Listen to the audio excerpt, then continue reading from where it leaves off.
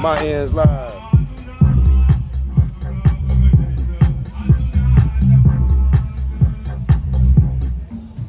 Yeah, buddy, we're back at it again, man. Episode 57, man. Old heads. Episode of yeah, we got a lot of flies and stuff out here, man. We out here in the park. Happy Juneteenth to everybody out there, man. Happy Father's Day, man, to you brothers out there, man. We appreciate y'all rocking with us, man. If you looking, please like, subscribe. We need all the likes and subscriptions that we can get, man. But Old Heads episode 57. I'm your co-host, Omar, a.k.a. O'Milly, a.k.a. that dude, a.k.a. the Himothy himself. And, man, we got a great show. We're going to be talking about the finals review. Also going to be talking about the NFL and some of the top free agents that are going to be going to where we think they're going to be going to. And also we're going to be NBA. We're going to talk about the free agents. And then also we're going to be talking about, we're going to pick our top 10 players going into NFL, next season. We're also going to be talking about the top 5 one-on-one players of all time. But before we get into that, I'm going to let these brothers introduce themselves, man. And, man, we got another great show. Happy Juneteenth.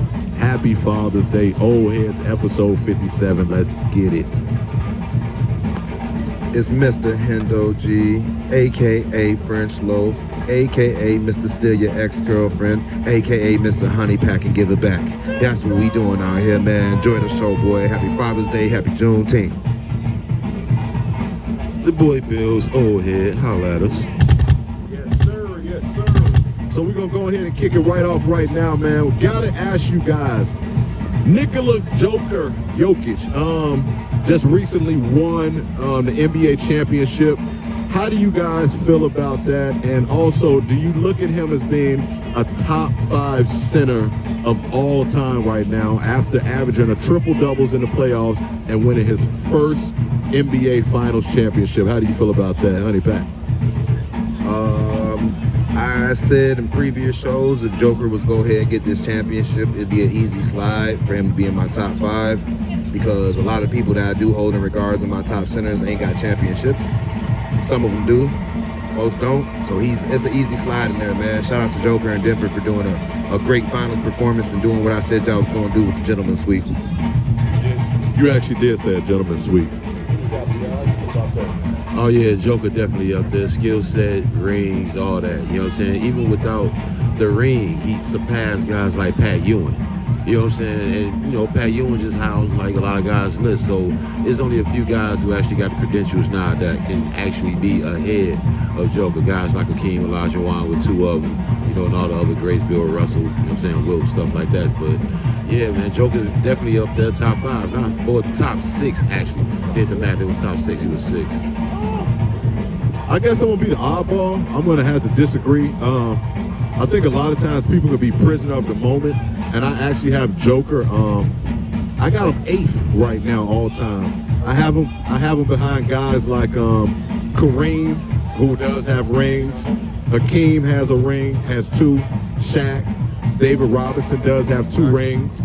And I would have to say, I think David Robinson might not have been the offensive player that Joker is, but I felt like he was a much better defensive player than Joker was, absolutely. And I also have guys like Moses Malone over him, as well as Bill Russell. So I think Joker could possibly reach as high as top 6. He could possibly pass David Robinson because David Robinson did have issues in the playoff time offensively. But I think defensively he was absolutely elite. And the same thing with Moses. Moses wasn't necessarily a phenomenal or I would say elite offensive player, but I think on the defensive end and his ability to rebound, especially offensive rebound, is what separates from him. I think when you look at the guys I have above him, they were elite on both ends of the court. And Joker is elite on the offensive end of the court, but on the defensive side, he definitely has some work to do. So I could definitely see him end up being top 6 all time, but I have a hard time seeing him being much higher than that. But I got him 8th right now all time. But that's just me. But I definitely respect where you guys are coming from. But right now, I think I have to have him 8th. But moving right along, man. What big names do you guys see being traded in the off season when we talk about the NBA? What big names do you guys see being traded? Key people I see being traded this year, probably. I'm gonna start first one with Klay Thompson. I think that unit actually breaks up. I know Draymond Green has kind of opted to his decision that he could make this year for that, and I think they might be leaving him. So I think between Draymond Green, Klay Thompson, and Jordan Poole, I think they all find themselves on a different team next year, and they could be key pieces to another team, as well as Fred VanVleet. He will be a huge addition to any team he goes to, Brunson-like style. Because if he's going to a team, he's going to a competitive team that's actually going to make a push for what he needs right now. And I think he's at that level and ready right now. I wish Spicy P would work his way up out of Toronto too, but I can't see that happen right now because he'll be their focal point once Fred leaves. Go ahead. So I can't really see him leaving. And I think Austin Reeves could go somewhere and get big money too as well. And I think a lot of people are kind of sleeping on him, but I think he'll be a great compliment, even though he's just coming up in the free agency. He wouldn't have to be traded, but he'd be a huge free agent pickup, a huge one to any team, as well as Hachimura, because I don't know if the Lakers are going to re-sign him due to what they might have to let go to acquire new pieces to be a better team. But I think he's going to be a great asset anywhere he goes if he leaves, as well as Dame Lillard too. I think he might end up leaving as well. I don't think I could have probably agreed more. I think Rui is probably going to be gone. It sounds like they're going to keep Austin Reeves. Sound like he'll definitely get the bag, probably $100 million or more. I will have to say, I think one person I think no one's looking at to be moved. They actually talked about Pascal moving, but they talked about him going to Atlanta. And it sounds like Atlanta has pretty much said anybody's available outside of Trae Young. So I think that'll be a great spot for him if he decides to go. Another person that I see as far as free agents going somewhere is actually, well, I guess he's not a free agent, but I could see D'Angelo Russell helping the team. You know, a team to where he can come off the bench. You know, he would be a good spot for a place like Denver. Somewhere where you can have somebody come off the bench, because they already have a lot of fun. Miami would be another good. He won't work out of Miami because I don't know if he has the mentality. But I think the mentality is something you can build in chemistry, because I don't think a lot of the guys on that Miami team had that mentality until they played with Jimmy. So I think Jimmy is kind of like that X factor who turns people into a better version of themselves. I like that. That's a great point. But yeah, those are the two guys that I really see going somewhere. It's not really a ton of big free agents out there. You got a lot of guys that we think that's going to be moved. I also think Kyrie will probably be going somewhere. I think Kyrie will either stay in Dallas or the Lakers. If he doesn't go to the Lakers, I could definitely see the Lakers picking up Fred VanVleet. That sounds like that could be somewhere he could be linked to. So, but yeah, I think those are, right now it's just really early, man. And a lot of these guys that are free agents, guys like Kyrie, VanVleet, who isn't a household name, Dylan Brooks, you know, you just really don't know so much about. They're not big enough names to where you kind of know where the wind is going to blow as far as where you think they might choose to be. So, but yeah, I think those are some names I think are going to be, you know, figure out where they're going to go. It should be fun to see. But yeah, who you think? And actually, I got a whole bunch of dudes that's like not big names. You know what I'm saying? Of course, you got the Hardens and the Chris Middletons, the Russell Westbrooks. But I'm looking at dudes like Jeremy Grant. I think to build, like, real GMs need to be looking at guys who fill your team out, not just the big superstar. You know what I'm saying? So I'm looking at like Jeremy Grant, Bruce Brown Jr. If Bruce Brown Jr. wasn't in Denver, they probably still would have won this year, but next year, you know, strong bench players like that can go in a hostile territory and still perform up to their ability every game.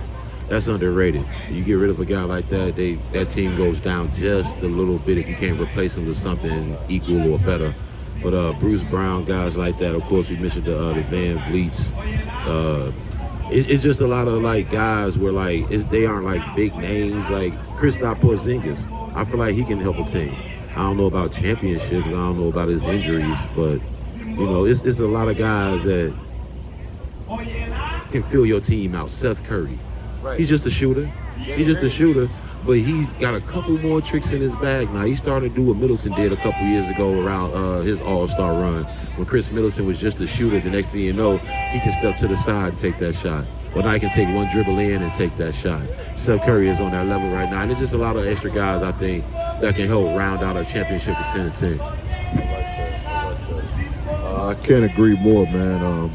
Keeping it with basketball, man, how do you brothers feel about, there's been some news about possibly the Pelicans trading Zion and picking up Scoot Henderson in the draft? How do you guys feel about that? Is that a good move? Is it too soon to get rid of Zion, or how do you guys feel about that? If I'm the future of the Pelicans, I think I'm trading Zion to get Scoot. Zion has more than ample time to prove what he needs to prove as a Pelican, and since then, injuries has just kind of kept him away from the game. And these are the type of injuries that are like lingering old people injuries. And I don't think if you can't get a handle on that early in your young career, they're going to be hell to deal with in your later career. And I don't really see him being in the league too much longer. Not because lack of talent, just for lack of healthy ability. Scoot, I'm probably going with Scoot. Because Scoot, he can still, he's not showing me that he can't stay healthy. And right now, that Pelican team, they look like they're trying to win now. And if you're trying to win now, you got to get the pieces in there to do it. What if you come out and you don't make this move and Zion's hurt again for a whole year?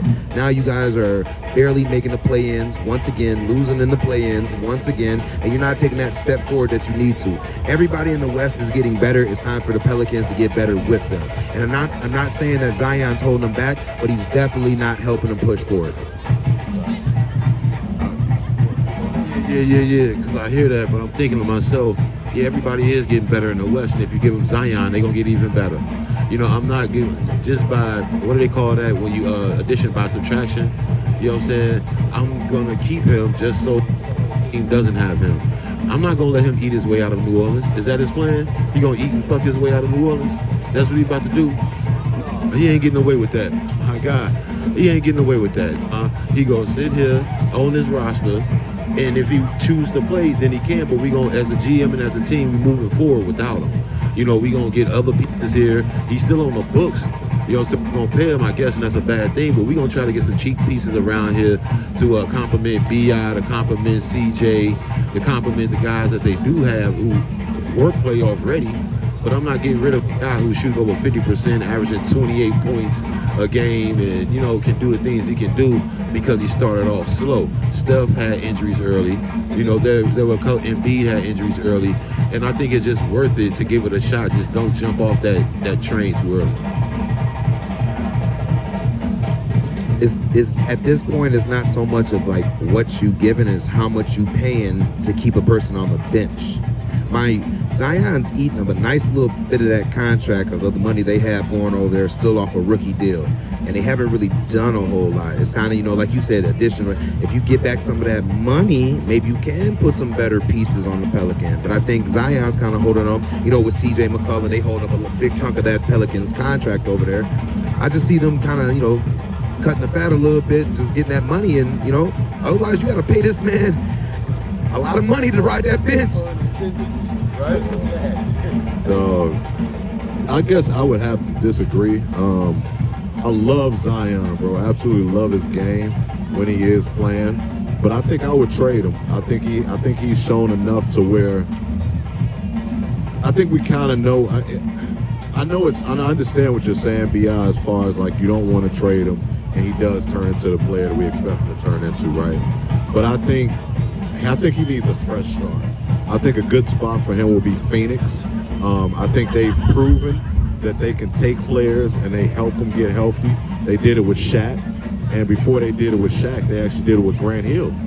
A lot of people forget he went from Orlando to Phoenix, and it seemed like Phoenix does a good job of helping players extend their career. And they do a really good job of getting players back healthy, getting them on a good regimen.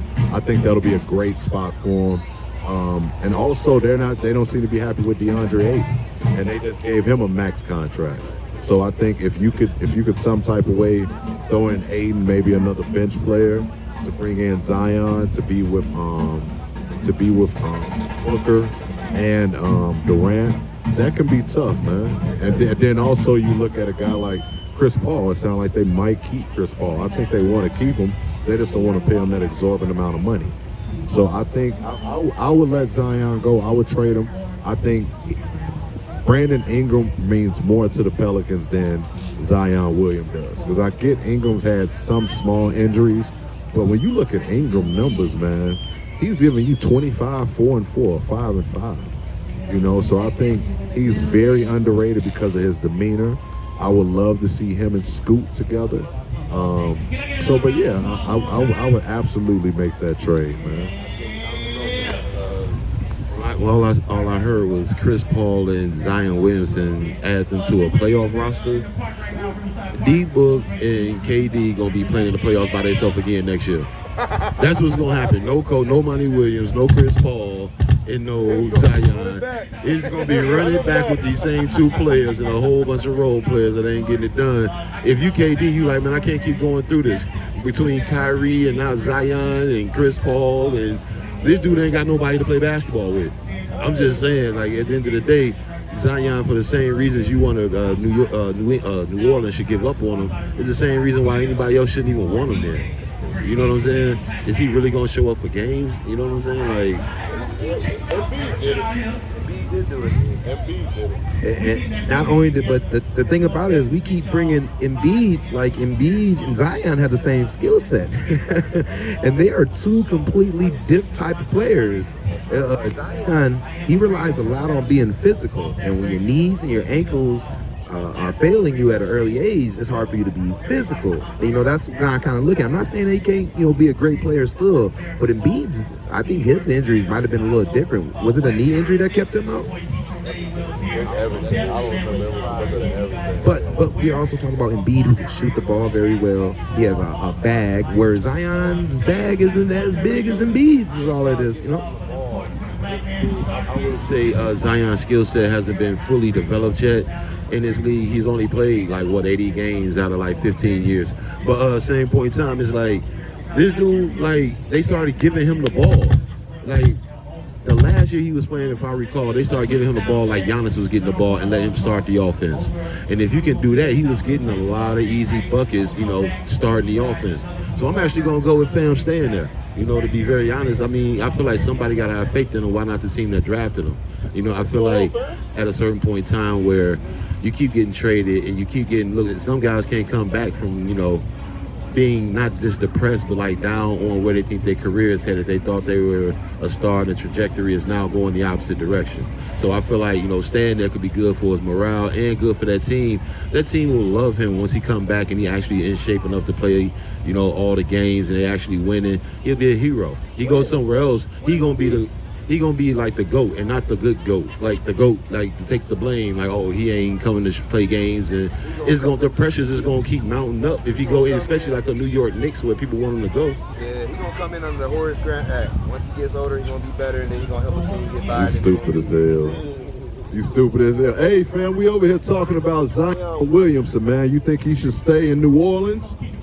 How you feel about it? You think he should stay in New Orleans, or should they trade him? Stay? You think so? Even with all them injuries, you think he should stay? Okay. We got a brother over here who thinks Zion should stay, man. Y'all out there, let us know how y'all feel, man. If y'all think Zion, huh? He made that team? Yeah. When he there, he made it. Oh yeah, but Giannis ain't going nowhere though. Trust me, Giannis ain't going nowhere. Moving right along, man. Ja turned down help from Lil Wayne and Skip Bayless. How y'all feel about that? At this point, you need all the help you can motherfucking get because you're out here making bad decisions. If Lil Wayne, somebody who came out, made similar decisions and poor decisions early in his career coming through, you should damn well see that Skip Bayless can help you get the platform. You take the help where you can get it. We're gonna continue this. We got some rain right now, guys. We got some continue this. Yeah. Appreciate it.